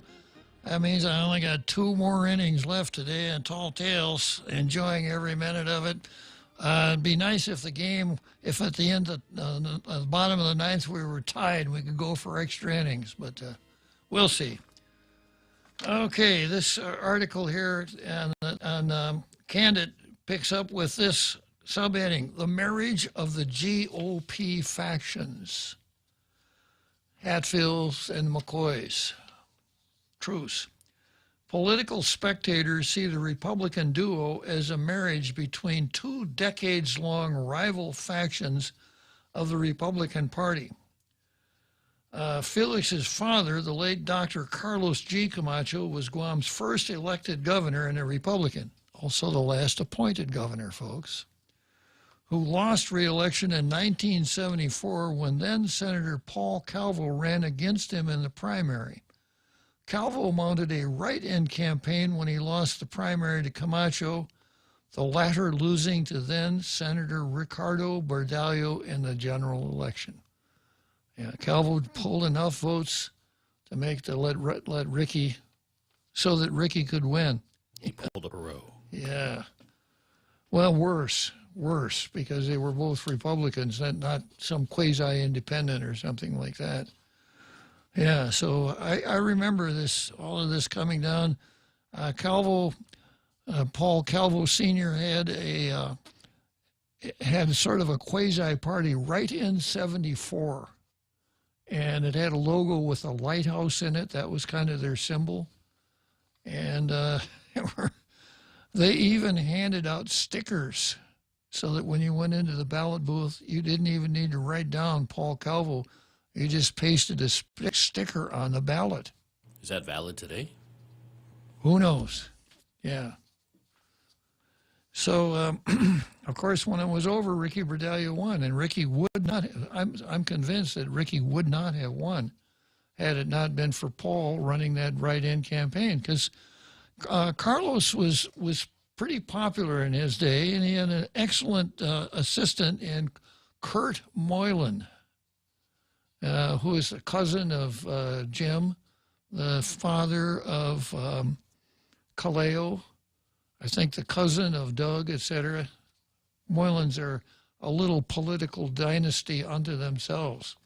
Kurt was the youngest person ever elected to the legislature, 25 when he was elected, yeah. So he was the last, at that time we called number 2 the secretary of Guam. Kurt was the last secretary and the first lieutenant governor. And my sense at the time was that they were pretty popular, pretty well liked, etc. And Carlos probably could have been reelected. Okay, but he wasn't.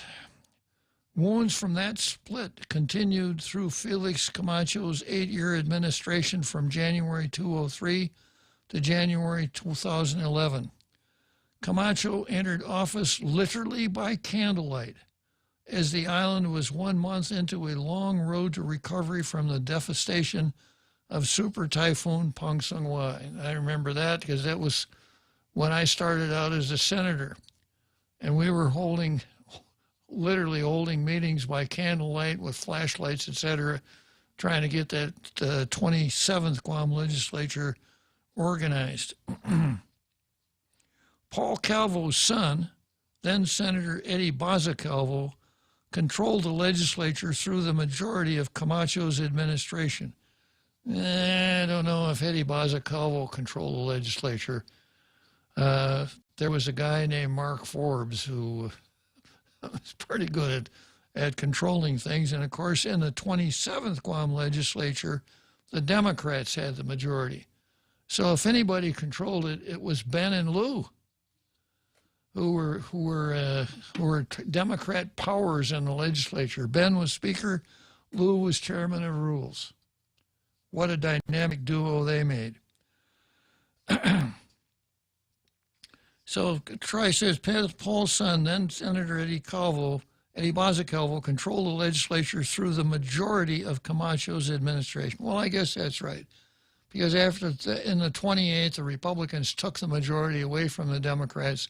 They held on to it for a couple more terms. While they belonged to the same party, Eddie Calvo often blocked Camacho's initiatives. Calvo was the budget chairman at the time. His committee enacted many of the onerous reporting requirements and administrative provisions that carry on into the annual budget today. Those provisions were created to restrict Camacho's ability to navigate the tenuous fiscal climate, and it was tenuous. At the beginning of the 27th, we passed a law that put government employees on a 32-hour week, increased the GRT to 6%, and Rory even introduced a bill that passed that reduced senatorial salaries to $40,000. Things were tough at that time.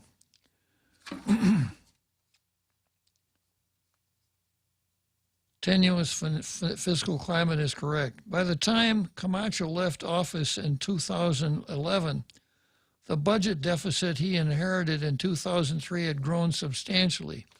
Most of it was debt owed to taxpayers in the form of tax refunds, an average of 3 years refunds owed to each taxpayer. Calvo succeeded Camacho and for the brief time had forged a political alliance with him. Calvo hired the former First Lady, Joanne Garcia Camacho, as his general manager for the Guam Visitors Bureau. He also hired Camacho's sister, Mary Camacho Torres, to be the head of the airport, then to lead the seaport. Now, when you read something like this and we become aware of Guam politics, you have to wonder, is this a Pacific island in the 21st century, or is this somewhere in Central Europe in the 15th century? Because it seems that all of these titles are hereditary.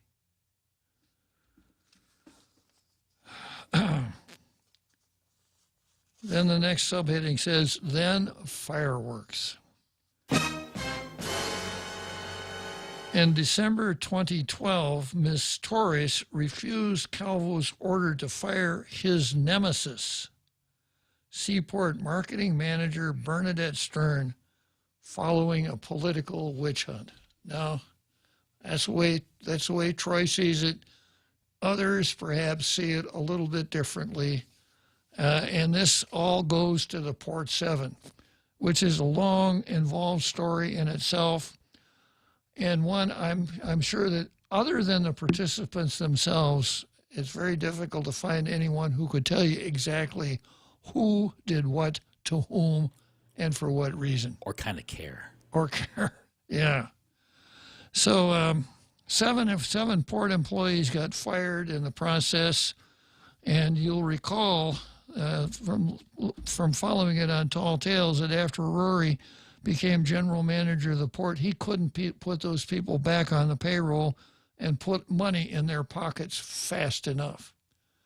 Now, an interesting little tidbit here was that not long after Mano got fired,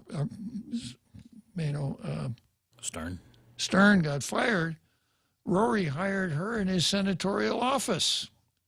Small world department. So there's an awful lot to talk about there. And then, of course, Joanne Brown gets pulled into the mix as the successor general manager of the port.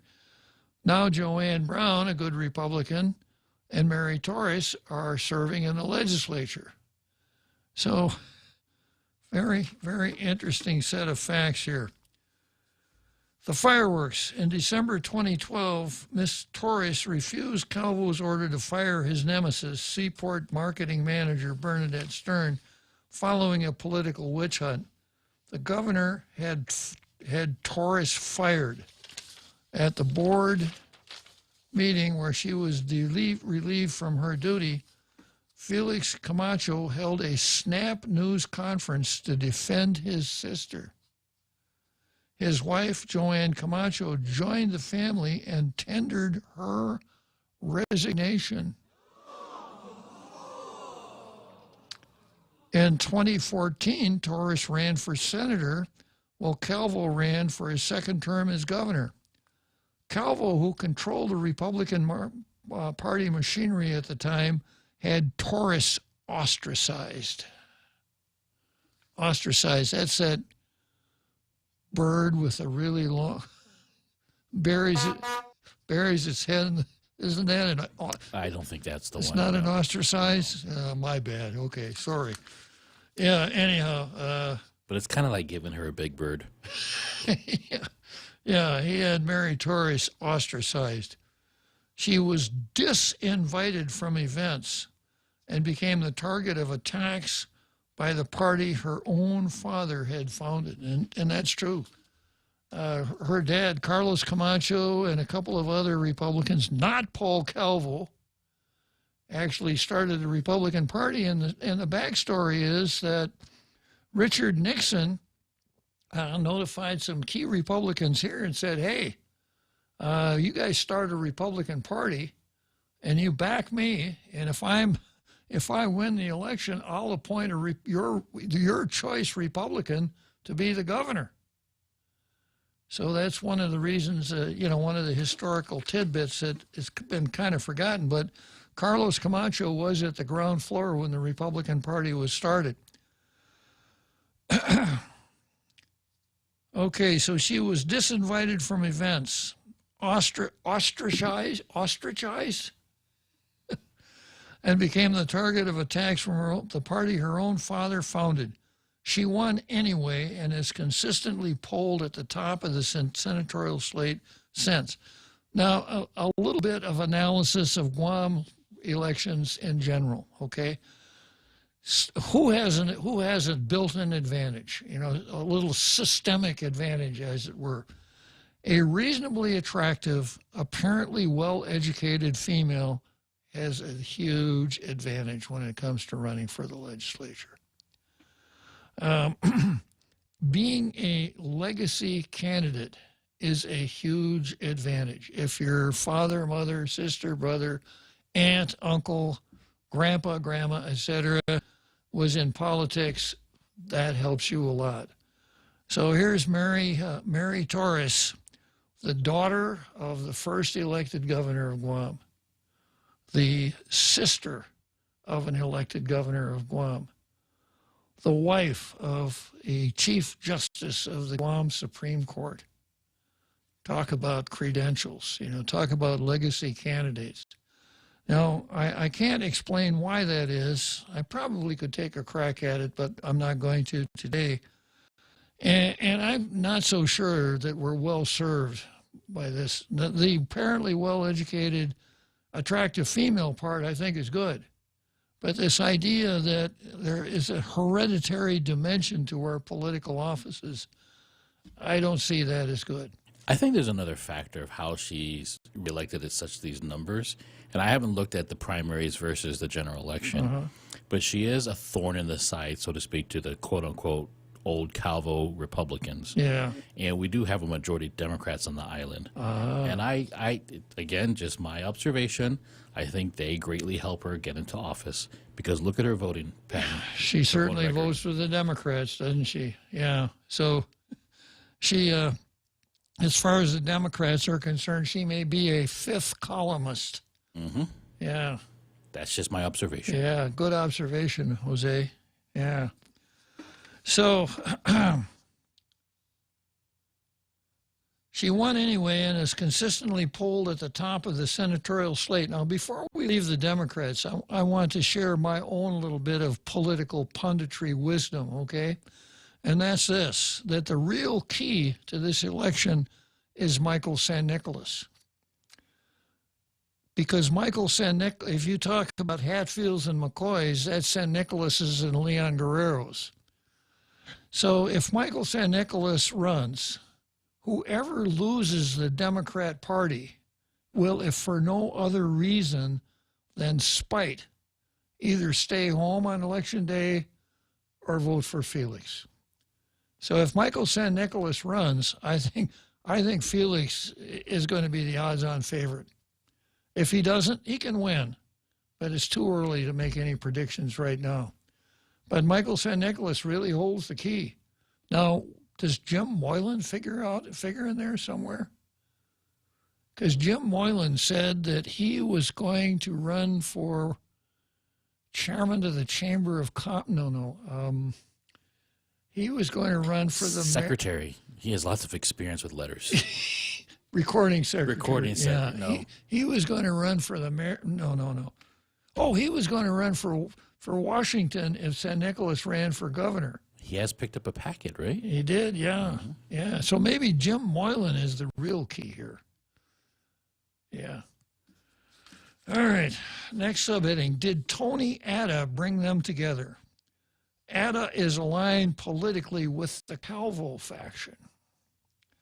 The businessman and son of the late Vicente Ben Atta, also known as Ben Vicente Atta, or BVD if you're going shopping. Ah, I know those T-shirts and underwear. Skivvies, yeah. Vicente Ben Atta was elected senator in 2010 and became the leader of the Republican minority in 2012. He was fiercely loyal to then-Governor Calvo. He worked in the Calvo administration as the governor's legislative liaison in the governor's second term. In 2018, Calvo's lieutenant governor, the vanquished Ray Tenorio, chose Atta as his running mate. Vanished or vanquished? Vanquished, yeah. He vanished. He took a one-way ticket to Palookaville and probably will never come back. Well, this is another unfortunate thing about Felix's running mate. Anyone who would associate that closely with Ray Tenorio does not bring a plus to your ticket. It'll be a long time, I think, before people forget about Ray Tenorio. And in addition to not being born here, not growing up here, there were a lot of other negatives about Ray Tenorio. And this was not his island. It was not his island, yeah.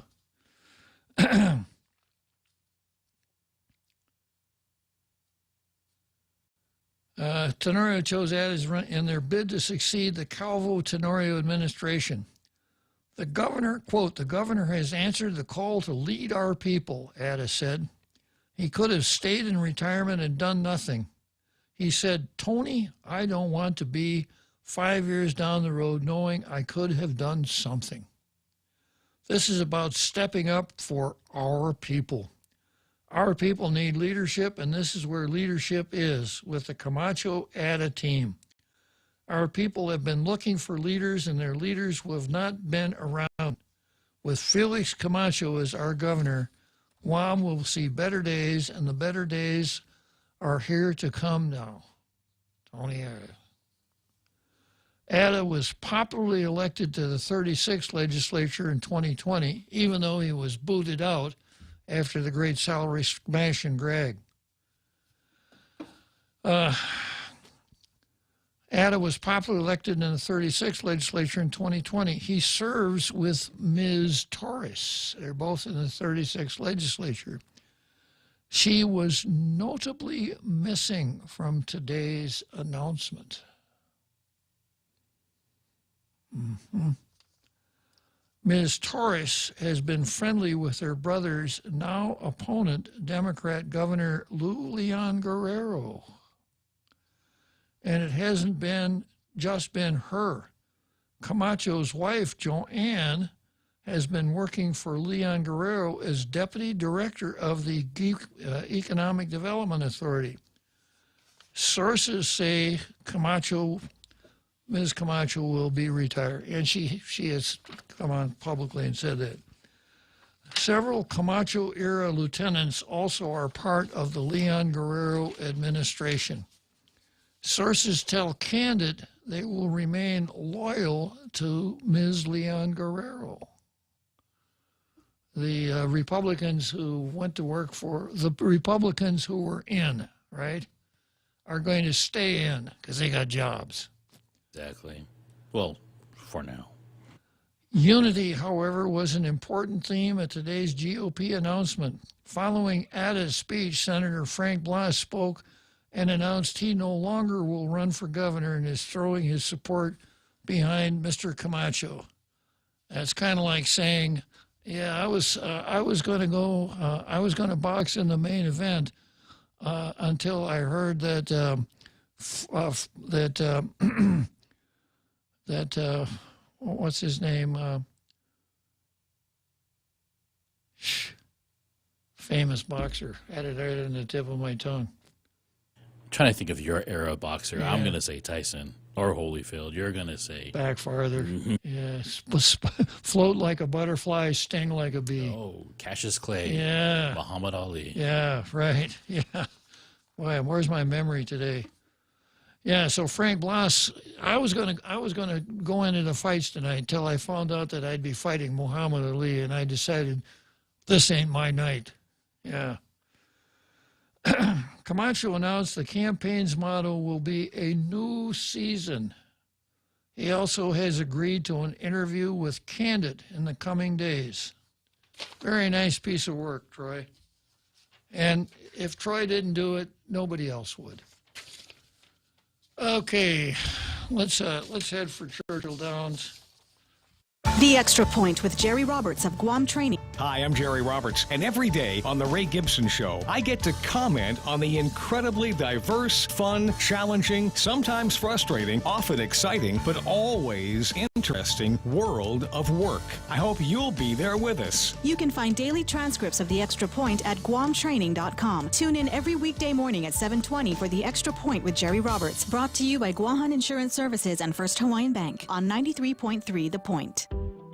Listen to The Point anytime, anywhere on Odyssey. Odyssey is your new audio home for all the music, news, sports, and podcasts that matter to you. Find your favorite stations like The Point and discover more.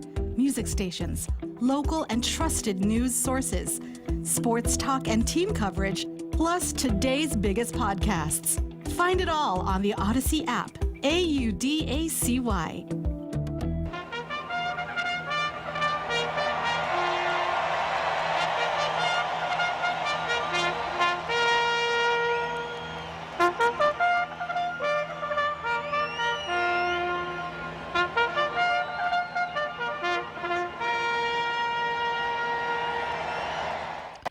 Okay, so here we are, Churchill Downs, Louisville, Kentucky. I got about 3 furlongs more before I cross the finish line and put another episode of Tall Tales in the can. So I've got an article here from, let's see here, from the New Yorker. New York Times editor Dean Baquet sums up the job of the New York Times and accidentally gives away the mainstream medium's game. The New Yorker recently did a piece on New York Times executive editor Dean Baquet entitled Dean Baquet Never Wanted to Be an Editor. And then, quote, Dean Baquet never should have been an editor would have been a much better headline. Say what? How do you think the Times should handle incorporating into newspaper culture young reporters who might not have come up in daily newsrooms like you did, who come from outlets that have a political point of view? This is the New Yorker interview. That was the question. And here's Baquet's answer. I feel very strongly, and I know this is not embraced by everybody, that nobody is objective.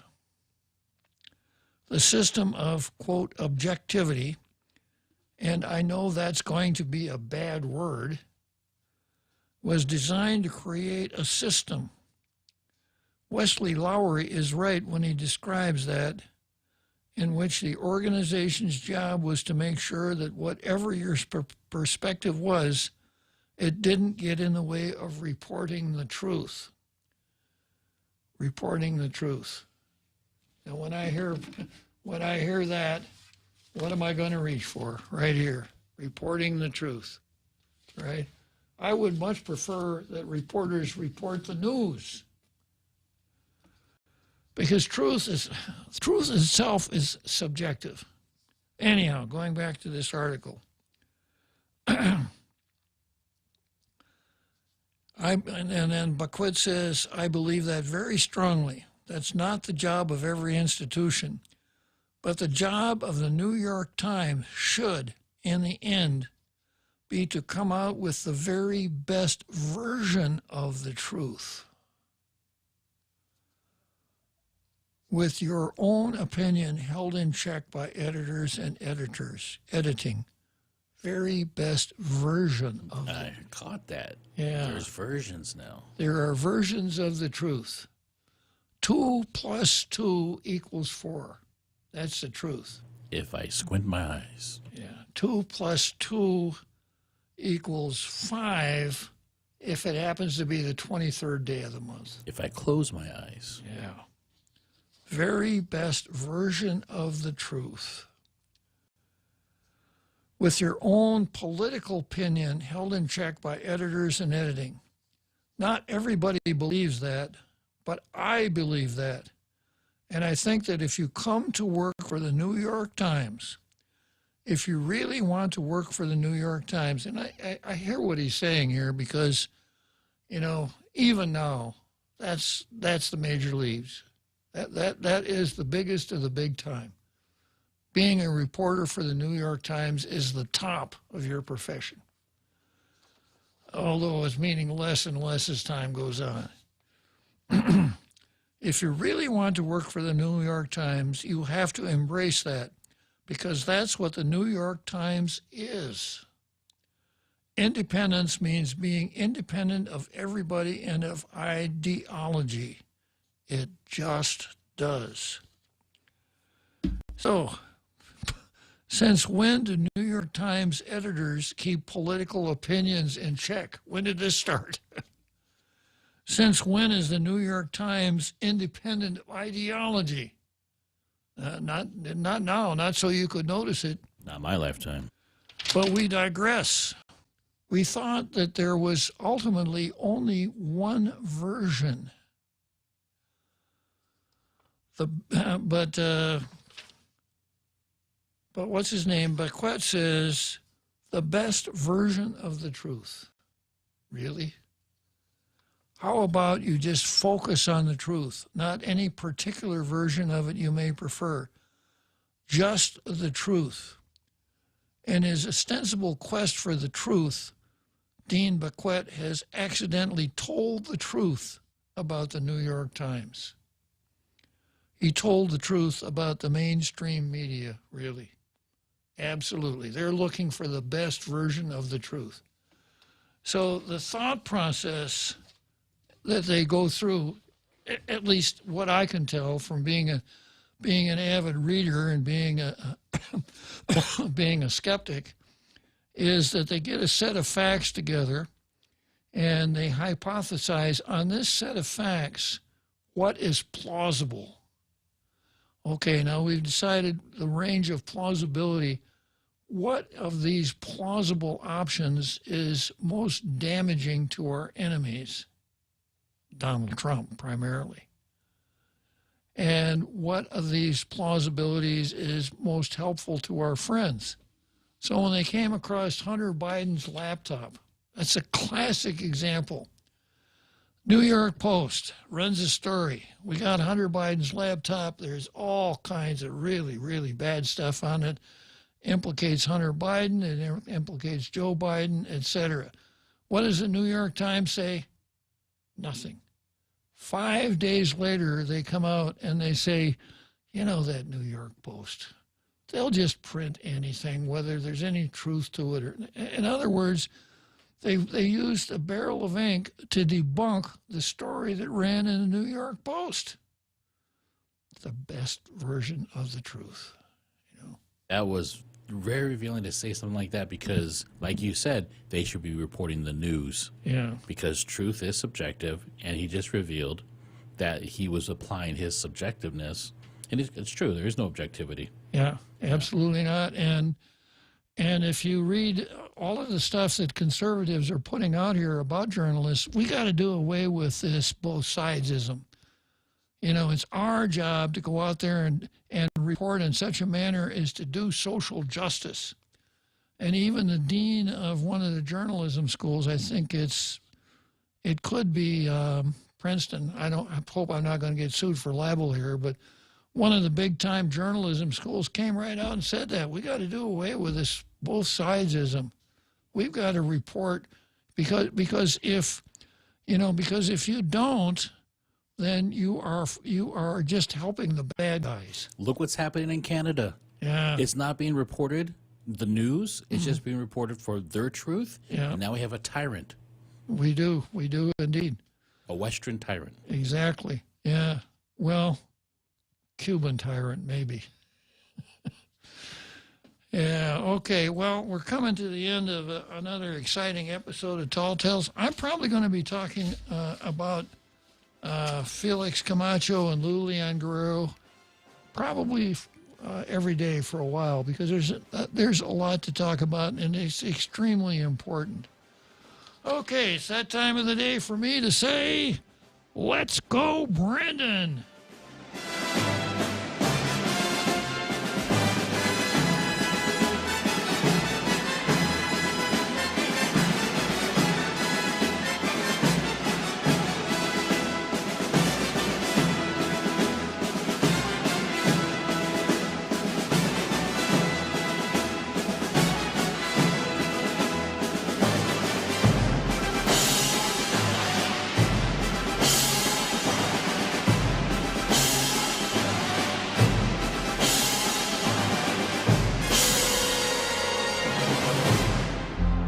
The Point is KUSG, Hagåtña, Guam, 93.3 FM and 104.3 HD3. Putin speaks. On Jack Callahan, Fox News. The Russian president says Russia is ready for diplomatic solutions to the tensions over Ukraine, but will strengthen their armed forces in that region. New satellite images showing more Russian military hardware moving toward the Ukrainian border and additional troop movements as well. A new deployment consisting of more than 100 vehicles and dozens of troop tents and shelters is seen at a small airfield near Mozir in southern Belarus, less than 25 miles north of the border with Ukraine. Fox's Jennifer Griffin at the Pentagon. Fox's Lucas Tomlinson is on the ground in Ukraine. Ukraine's President Zelensky spoke earlier. He ordered reservists called up and placed on standby. He hopes they don't have to be used. Officials think Putin's invasion could expand deeper into this country. President Biden Tuesday ordering what he called the first tranche of economic sanctions targeting Russian banks and oligarchs, and says there'll be more if Russia further invades Ukraine. The Pentagon also ordering U.S. troops into some of the Baltic states for what it calls strictly defensive purposes. Defense Secretary Austin has approved the deployment of 700 National Guard troops to Washington, D.C. ahead of next week's planned truckers' convoy. Choking off Washington, Ottawa style is a big worry. Blocking off the Capitol Beltway, which encircles Washington, could disrupt travel and commerce up and down the eastern seaboard. Fox obtained information from law enforcement saying police are struggling to find enough heavy-duty tow trucks to haul away semis, especially if they creep too close to Capitol Hill. Fox's Chad Pergram at the Capitol. The World Health Organization says the number of new coronavirus cases globally fell 21% last week. That's the third straight weekly decline. State lawmakers in Alabama now considering a bill to bar transgender students from using restrooms or locker rooms other than those that match the gender listed on their birth certificates. America is listening to